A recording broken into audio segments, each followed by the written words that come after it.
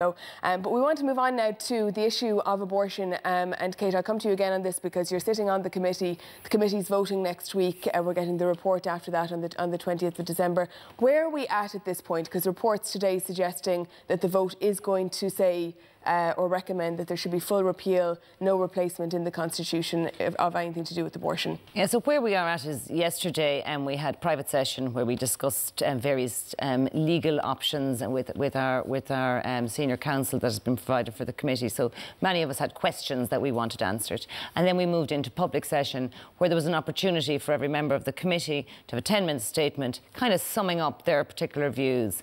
And the signs from those statements are, I suppose, the general consensus that we would have a majority on the committee recommending what is now being termed a repeal simpliciter, which essentially translates as take the 8th out of the Constitution.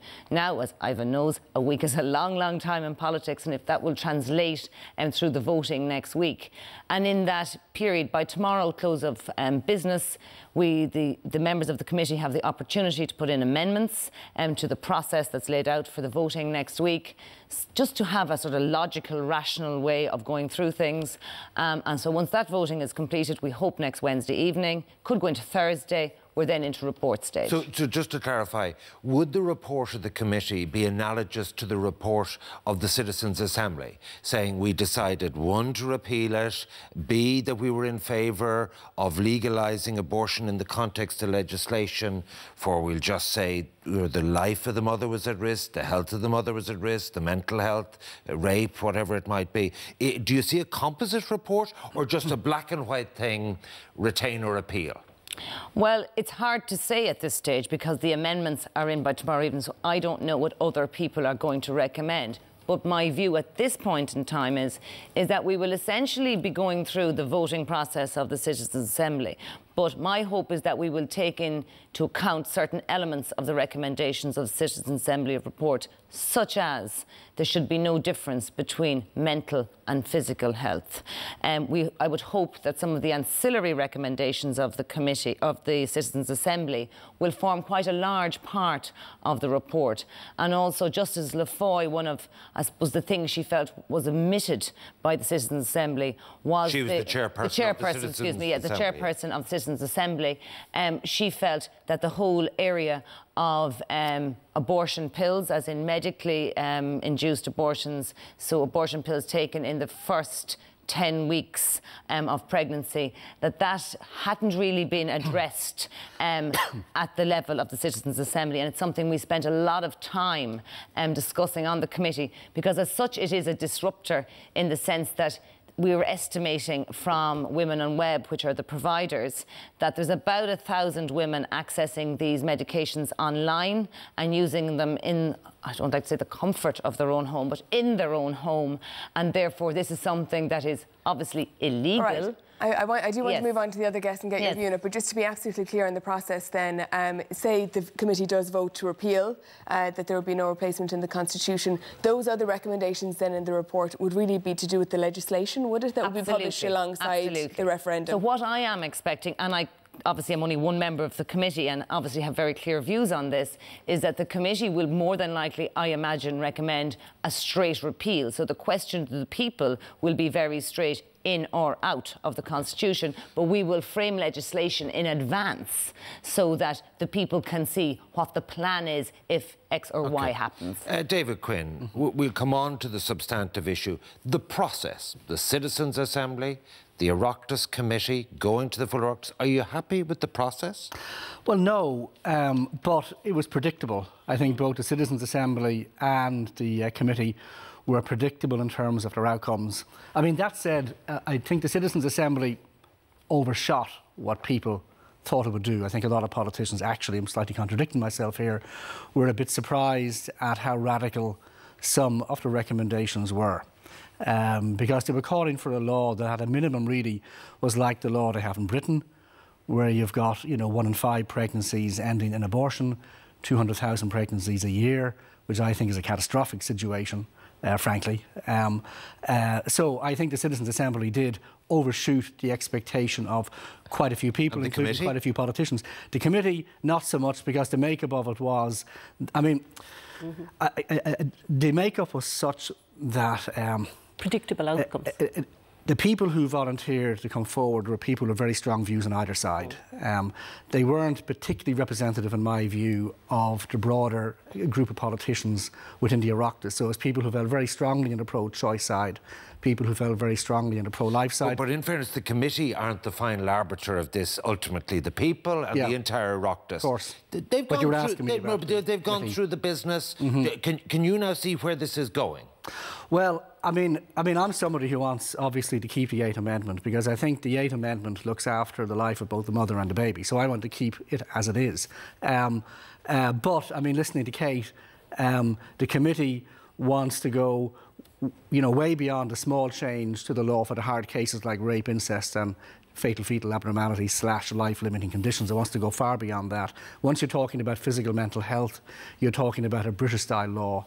And the British-style law is effectively abortion on demand. I mean, there's very, very few women in England who are refused an abortion when they come forward for one. And yet, Fidelma, I know David is saying the results of both were predictable, he thinks, and yet what we actually have here, if you look at it, is a situation with the Citizens' Assembly where members sat down for 80 hours and listened to advice from experts. Very detailed analysis of the evidence from those members, and 99 members chosen at random went way beyond, as David said, what most people would have expected. And the same with, again, the abortion committee. You had members going in there and now saying towards the end of the committee that having listened to the evidence, they have changed their minds and they have moved from a pro-life position to maybe something more in the middle ground. So maybe it's the case that it's not necessarily predictable that it was there from the outset, but rather that when people sit down and listen to the evidence, they're minded to move to the middle ground or minded to move to give women choice.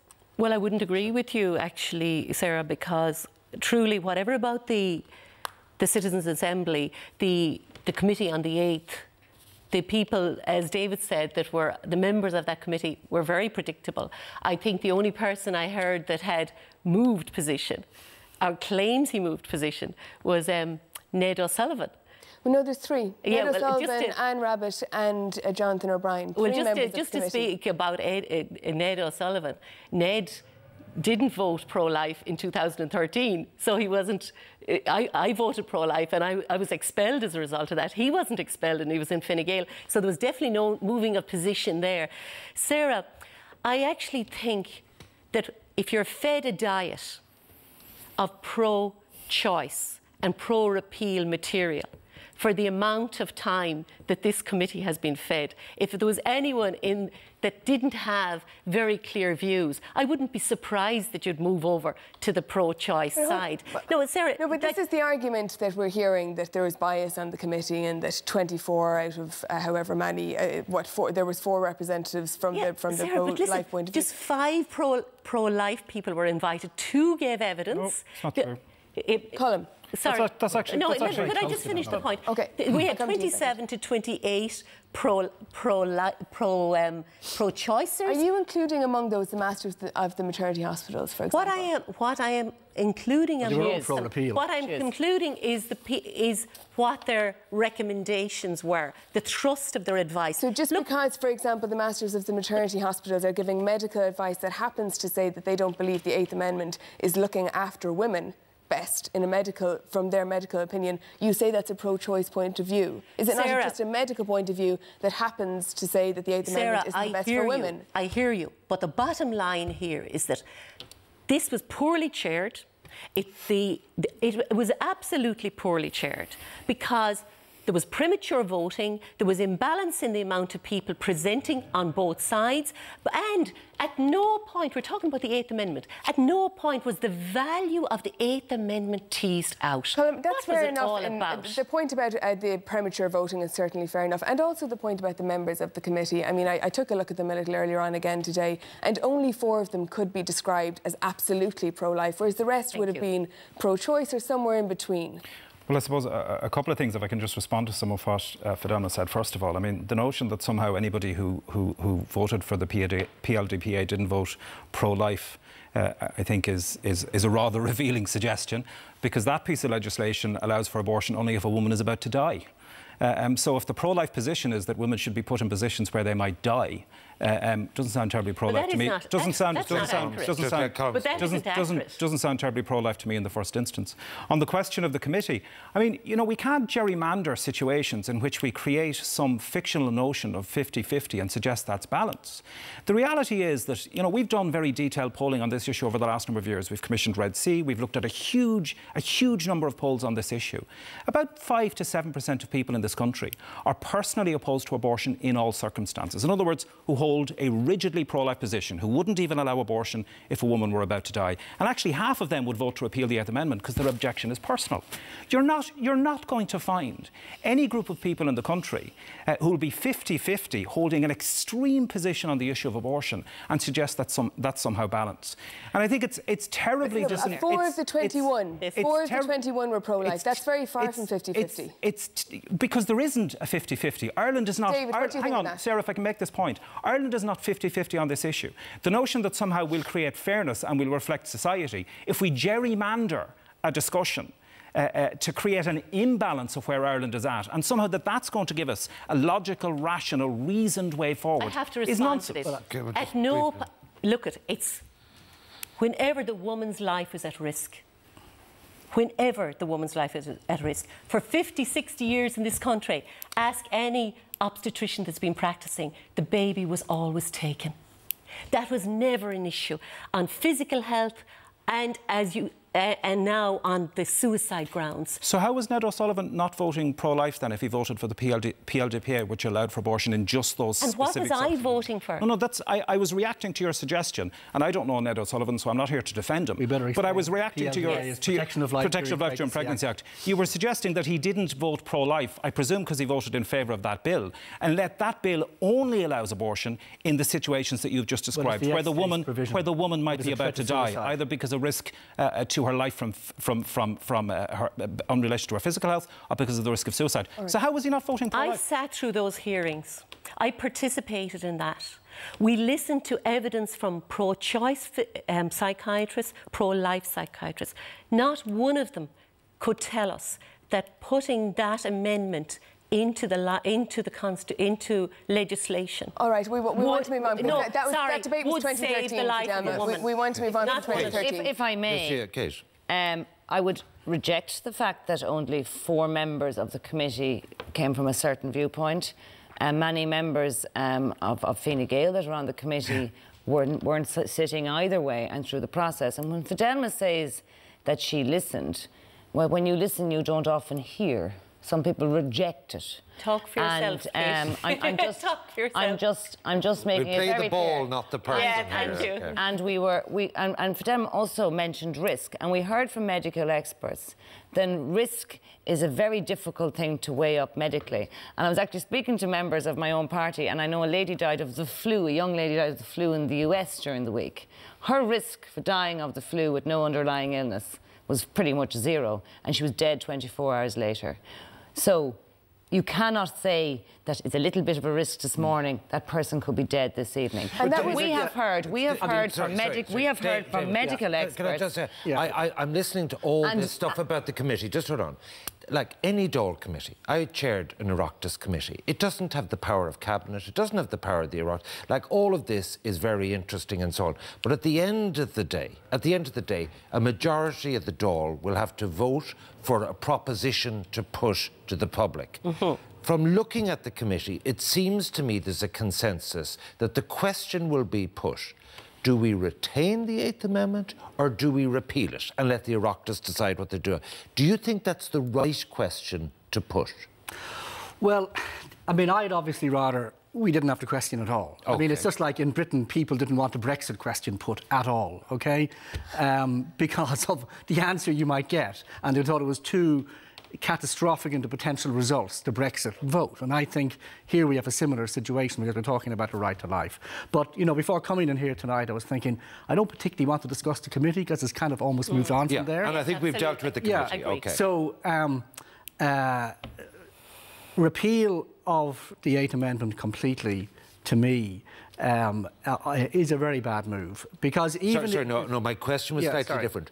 What question do you think will be put to voters out there? I think it'll be repeal, and I think that the voters will be told, but here is the piece of legislation that will come into force soon after. You think that will be repeal? OK, we'll hold that thought, because after the break, we're going to find out if the panel agree that that's the question that will be put to you, the voter. Welcome back. Our panel are still with us. Fidelma, I'm going to come to you first, because just before the break, David was saying that he thinks a straight repeal question is the most likely to be put to the people. Kate has also said that that's the most likely in her view. Is that your view? What's the most likely thing to be put to people? Yeah, it's looking that way. You know, do we repeal the Eighth Amendment? Do we take the Eighth Amendment completely out of the Constitution, or do we leave it in? I think it's now moving on to the Irish people. That's the point at which we're at. And I'm delighted, to be honest with you, because for all the reasons we've said about the unfairness of the way the committee has been handled. So what I would say here is, like, we're talking about two lives here. And the question is, should the second life have any constitutional protection at all? Should the unborn child have any constitutional protection? That's essentially the question that will be put to the Irish people if we're looking to repeal it completely. Welcome back. Our panel on the Eighth Amendment are still with us. Kate, so after the 20th of December, the report of the committee is in. I assume then on the floor of the Dáil, it goes to the Cabinet as the sponsoring minister, the Minister for Health. What will happen next? Well, the plan is that it's through the Minister for Health. It will go to Cabinet. My understanding is from comments that Minister Harris made recently on your Sunday show, that his view is that they won't be messing around with the recommendations into his mind. And then it will go to through the Oireachtas, and there will be vote in the Dáil, and then it will go to referendum. And will legislation be simultaneously prepared? Yeah, we're expecting to have legislation, heads of bill ready very soon after the report, and published, this indicative legislation published by around mid-February, to outline to people what's on the table post-repeal. On that, David, you just said just before the break there that you think the majority of people might be in favour of abortion in the cases of hard cases, say rape, incest, fatal fetal abnormalities, etc. And the polls have suggested you're right on that, that's where people are at. But I know you've watched the committee, and the problem is, isn't it, that you can't legislate for abortion in case of rape without allowing abortion up to 30, whatever, like 36, 38 weeks. Similarly, with fatal fetal abnormalities, you have to allow abortion up to 22 weeks, 24 weeks even, maybe later again. The Irish people maybe might not understand the complexity of this debate, that if you want to legislate for the hard cases, it actually requires an abortion regime, which is very, very liberal indeed. Well, I don't think the debate will be about the hard cases particularly. I think it's moved beyond the hard cases, because both the Citizens' Assembly and the committee have moved way beyond that. I mean, they're not talking about simply the hard cases anymore. What they want at a minimum, again, is a British-style law which goes far beyond the hard cases. So this debate is not going to take place about the hard cases. It's going to take place about all the other grounds. And as I say, in Britain, the overwhelming ground is health, and within health, the absolutely overwhelming ground is mental health. And even though you're supposed to have two doctors signing off, in practice it's incredibly easy to do. I mean, the various British abortion provision agencies, will admit that they would have, they have doctors pre-signing forms. All right, but just on the substance of that argument, do you have a problem with women having an abortion if their health is at risk? Well, you see, you've got to save the baby as well. OK? And, you will get doctors who will say, we can save both the health of the mother and we can save the baby. Because what's been left out here all the time is the moral status of the human being in the womb, which is undoubtedly a human being, because two humans cannot produce a non-human. And this is getting left out again and again and again and again. And the Constitution at the moment protects the life of both the mother and the baby. But I mean, and again, this is a good and what you've heard humane at the committee, situation. David, is that it's not necessarily protecting the life of the mother. Like, for example, we heard evidence from Dr. Rona Mahoney. It is protecting the life, Sarah. Well, this is the evidence from Dr. Rona Mahoney, the master of the... No, it is protecting the life. Well, just let me make the point to you, so Fidelma. The evidence from Dr. Rona Mahoney, the master of Holles Street, said that in many cases they find themselves in a situation where they have to wait for a woman to get sufficiently ill that she is in danger of losing her life. They have to wait for her to get to that point. But our maternal death rate is lower in Britain. Is that protecting the phrase that she uses that our law forces doctors to play medical roulette with women's health and with their lives.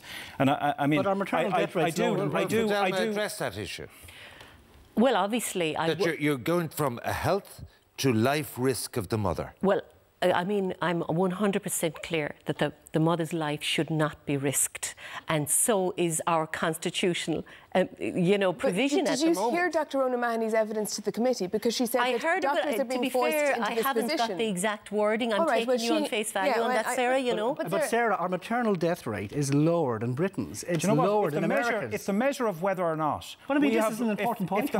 If the measure of whether or not we have laws that respects women's rights, their autonomy, their health, their dignity, is how many have died. No, but Colin, if our system was so dreadful... Yes, we're very high on maternal health. If our system was so dreadful, why do we have a lower maternal death rate? Because it's not. Because the measure surely cannot be. Do we insist that women have to die before we have a problem with how they're treated? Absolutely not. And the other point was, I noticed, because the question was in the context of risk of life. The other point that I noticed was you completely sidestepped the question about whether or not women should be forced to accept a risk to their health. Women, certainly in my view, but more importantly, international human rights law is clear that a woman should be the person who decides the degree of risk that she's prepared to accept to her health when it comes to whether or not she'll terminate a pregnancy. But I mean, that should not be imposed by force of law. Colin, you seem to Okay, let's just to keep... I have just to correct. In the case of Savita Halappanavar, was there an issue of roulette in terms of applying the law? Absolutely not. Well, we'll let you both answer. Kate first and then you. First, if I may, David mentioned that it was a British-style law. We had experts in from the Netherlands, and we spoke at length at the committee about when a woman decides that she wants to have an abortion, that there would be a period of counselling beforehand. We have spoken at length about actually reducing the amount of crisis pregnancies there are in the first place through non-moralistic sex education and the provision of contraception. So it is not true to say we are looking at the British model. So it's a last resort. The second thing I'd just like to clarify, because it's really important. No, but in terms of the shape of the law, it'll be like Britain. David said that Irish people, in his view, would vote for access on limited grounds. But earlier on he said that, his view was, overshadowed. I'm not sure if his view actually matters. And you also spoke about the floodgates, Ivan, and I find that really disrespectful to women and to families, as though behind there's gates, that there's all these pregnant women dying to get rid of their... Excuse me now. Dying to get rid of their babies. And that is not fair to women, because no woman gets up of a morning and goes, do you know what I'll do? I'll terminate my pregnancy. And I really have to argue with that. Please, can we have one voice? I really have to argue with that. There was a question raised about the risk of life to the mother and the roulette. I read Peter Boylan's testimony to the committee in the Savita case, and he as much said that that's what applied in that case. You disagree? Thank you. I absolutely disagree, because is it 7 reports now? 3.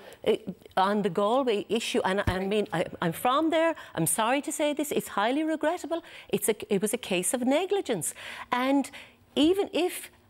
I've spoke to... Would she have lived if the 8th Amendment wasn't there? Yes. Yes. Sorry? 13 Would she have lived? The letter. Yes. But she couldn't be helped, because our bloods weren't even read on time. The bloods weren't back. So it was a total case of neglect. Savita Halappanavar presented at Galway Hospital in a state of inevitable miscarriage. As soon as that diagnosis happened, she requested a termination of pregnancy. Had she been given that termination of pregnancy on the basis that that inevitable miscarriage presented a risk to her health, she could not then have gone on to develop the life-threatening condition that was then mismanaged, and then she died. And there's an awful lot. No, I'm going to finish this point. I'm sorry, because this stuff about Savita is spun so much by people. At the end, one of the other experts who appeared before the committee was the British consultant obstetrician who wrote the report into her death, and he made it very clear before the committee that the 8th Amendment and the law was a significant factor in her death. I'm sorry if that's inconvenient. I spoke to Dr. Al-Kamar, and I spoke to myself, and he did say to me directly on radio that in his view, if the 8th Amendment hadn't been there, she would be alive. She'd be alive. Look, and he was one of the people who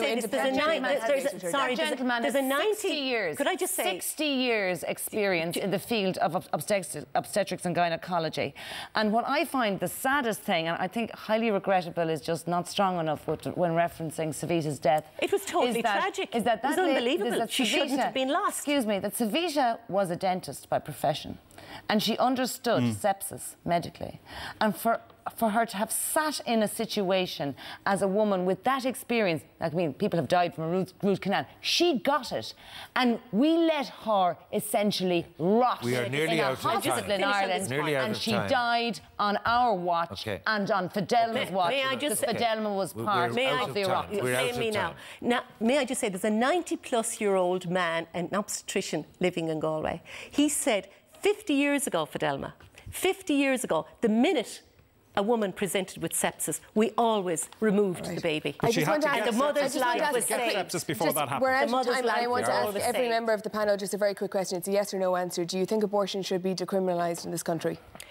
I voted against. Yes or no? Yes or I no? voted against 14 years in 2013. Should it be decriminalised? I actually don't believe in the criminalisation of women. Obviously, I don't believe it should be. David, should be decriminalised? Abortion generally, no, because we have to have some protection for the baby. You think women should still be prosecuted? No, I think the doctors ought to be. Doctors should be prosecuted. I think abortion should be decriminalised. Neither doctors nor women should be. No protection. Should be criminalised. I promised David Quinn before we wrapped up, and we are getting rid of him. And our thanks to our panel. You've just published your first book. It's called How We Killed God? And Other Tales of Modern Ireland. I look back at the last 25 years of social and religious debates in Ireland, including the abortion debate. OK. If Santi brings me this one, it's over. I'll send it to you. Don't be blaming Santi over this. She's going to go out and buy it immediately. Thanks to all the panel. Now, after all